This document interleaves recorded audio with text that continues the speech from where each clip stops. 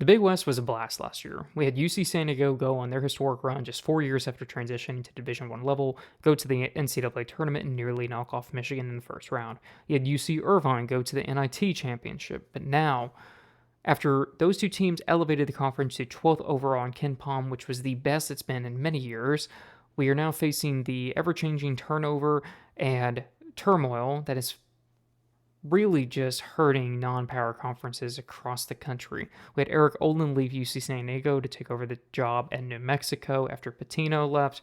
We had many of the top players in the conference transferring out and or now running out of eligibility overall in their college career because many of these players were, fourth, fifth year seniors, so they're now out of eligibility.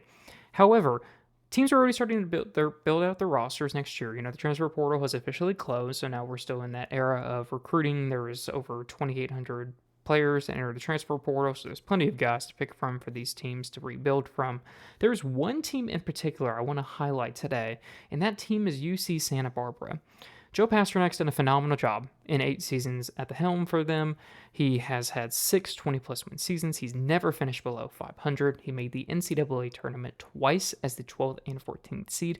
This guy just purely wins, and he's had a couple of seasons that I would say were just mediocre at best, and he's not used to that. So now he's really taking advantage of the transfer portal, in which I have advocated many a times for, is that while the portal in its current state needs to be reformed, it needs to be changed, it still gives some schools an advantage to rebuild their rosters quickly and being able to, you're essentially turning over your roster every single year. So you now have the ability to rebuild from scratch if you need to. And that's something that Pasternack's done very well. And again, I highlighted the last 2 years have not been great. They finished 16-15 overall in 2023-2024. They were just 9-11 in the Big West. They bounced back a little bit last year, 21-13 overall, but just 11-9 in conference. That ended up being 5th place. Again, the Big West was astronomically higher in terms of its stature last season than it has been traditionally over the past decade or so. So, take that maybe with a little bit of a grain of salt, but I do think he's going to have the Gauchos really coming back strong this season.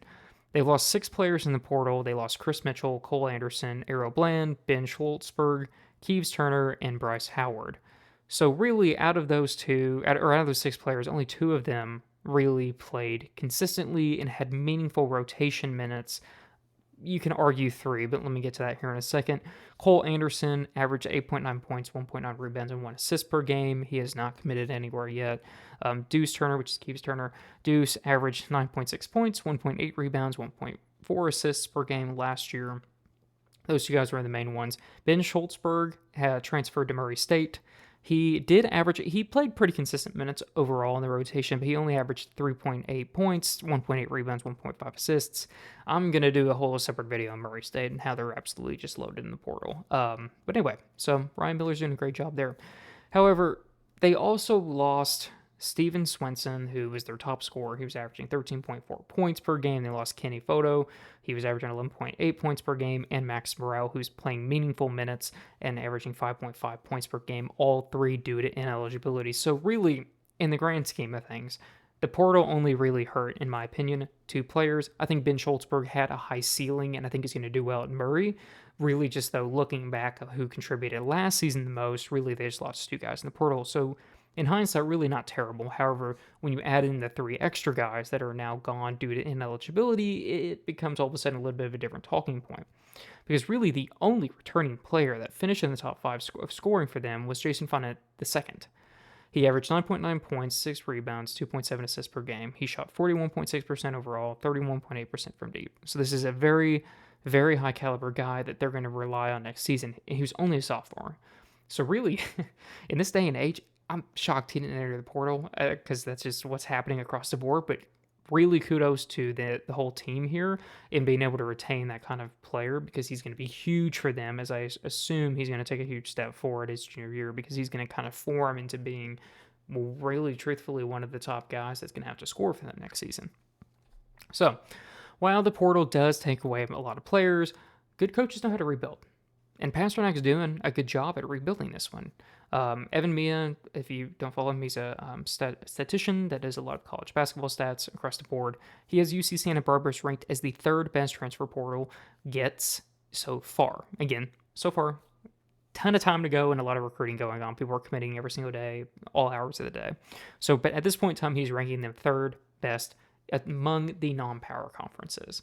The other ones that are competing in this are like San Francisco, for example. San Francisco's done a phenomenal job in the portal as well, and they're gearing up to be competing right there next season at the top of the West Coast Conference there. However, looking at who UC Santa Barbara has brought in so far, the names are impressive. We have Aiden Mahaney coming in from UConn. They have Miro Little coming in from Utah, and then Hosanna Kintedge from Louisiana. Now, a little bit real quick on Hosanna. He did not play last year due to season-ending injury in the preseason. However, Mahaney played, decent minutes. He averaged 4.5 points, 1.8 or 1.3 assists on UConn. He came over from St. Mary's previously, and Miro Little averaged 5.3 points, 3.2 rebounds, 2.9 assists on Utah. So pretty impressive caliber players that he's bringing into the portal here, and I absolutely love this class. Looking at Miro Little, he's a 6'3 sophomore guard. He shot 33.7% overall, 31% from deep at the power conference level. Against number 23 BYU towards the end of the year, he finished with 21 points and shot 6 of 8 from deep in just 18 minutes. So, look, he's young. There's some shooting inconsistency across the board for him last year.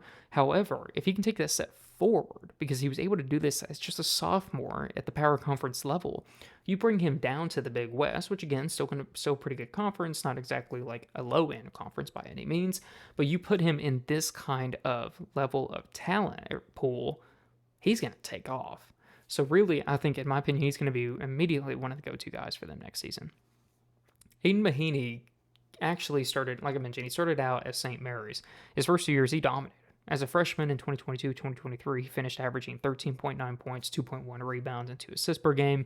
His sophomore year, he followed it up. He averaged literally the same amount. He averaged 13.9 points, but this time he averaged 2.6 rebounds, 2.6 assists. So when he transferred to UConn, he did not play nearly as much, so his statistics went down. As I mentioned, it was 4.5 points, 1.3 assists, so he embraced more of that bench role. He only played about 12.3 minutes per game. So, however, though, in just 12.3 minutes per game, he was averaging those, which I think is very impressive. On his career, he shot 48.3% overall. He shot 37.3% from deep. So now that he's coming back home, and he's not even playing at the same caliber of a conference that he was playing at St. Mary's, your couple, Little with Mahaney, and you got Fournette coming back, man, that is a solid top 3 scoring options for the Gauchos next year. Like, very solid. So then, let's sprinkle in Hosanna Kintedge, because he's coming in from Louisiana. Like I mentioned, he suffered an injury. He didn't play last year. Forced him out for the whole year.